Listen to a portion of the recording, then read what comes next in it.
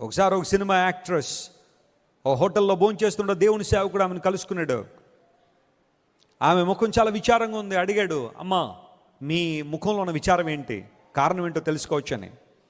ఆ మాట వినగానే ఆమెకి ఇంకా కన్నీళ్ళు వచ్చాయి. ఎందుకోసం అంటే ఆ హీరోయిన్, తెర మీద కనబడుతున్న ఆ హీరోయిన్ ఆ దేవుని సేవకుందో చెప్పిన మాట ఏంటో తెలుసా?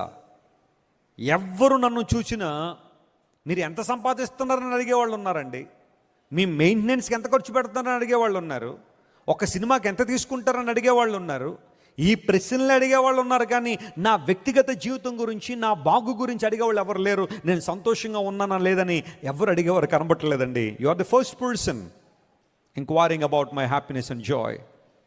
Frankly speaking, I'm all alone. I don't have happiness in my life. మనస్ఫూర్తిగా చెబుతున్నా, నా జీవితంలో నిజంగా సంతోషం లేదు, ఆనందం లేదు. ఎన్ని డబ్బులున్నా, ఎంతమంది ఫాలోవర్స్ నాకున్నా